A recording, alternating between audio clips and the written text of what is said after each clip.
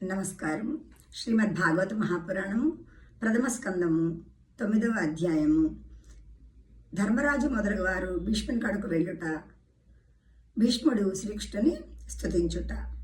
36వ శ్లోకము.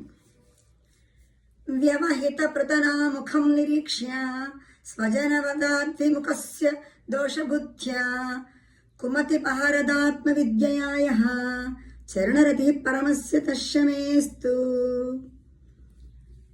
ఎదురుగా సమీపముననే ఉన్న శత్రుసేనను అనగా కౌరవసేనను చూచి అర్జునుడు స్వజనులను చంపుట పాపమని తలచి యుద్ధవిముఖుడు అయ్యెను.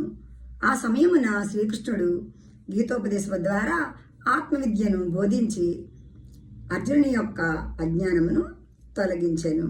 అట్టి పరమపురుషుని యొక్క పవిత్ర పాదపద్మముల యందు నాకు ప్రీతి కలుగుగాక. 37వ శ్లోకం. స్వనిగమమపహాయ మత్ప్రతిజ్ఞాం ఋతమది కర్తుమవప్లుతోరతస్థః ధృతరథచరణోప్యయాచలద్గుః హరిరివ హంతుమిభం గతోత్తరీయః. 38వ శ్లోకము. స్థితివికహతో విశీర్ణదంశః క్షతజ పరిప్లుతాతతాయినో మే ప్రసభమభిససార మద్వదార్థం సభవతి మే భగవాన్ గతిర్ముకుందః. యుద్ధమున ఆయుధము చేబూనను ధరించను అని శ్రీకృష్ణుడు ప్రతినబూని ఉండెను. ఆయన చేత ఆయుధమును ధరింపచేయుదునని నేను ప్రతిజ్ఞ చేసి ఉంటిని. భక్తవత్సరుడైన ప్రభువు నా మాటను నిలబెట్టి నాకు కీర్తిని కలిగించుటకై తన ప్రతిజ్ఞను విరమించెను.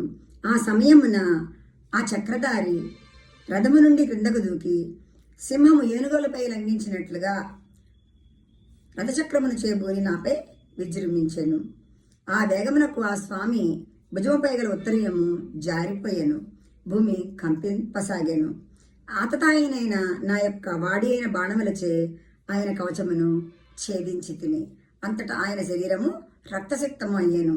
అర్జునుడు ఎంతగా ఆపుచున్నను స్వామి నన్ను చంపుటకై దూకుడుగా ముందునకు వచ్చాను. ఆ విధముగా నన్ను అనుగ్రహించిన ఆ భక్తవత్సరుడే నాకు ఆశ్రయుడు అగునుగాక. ధన్యవాదములు.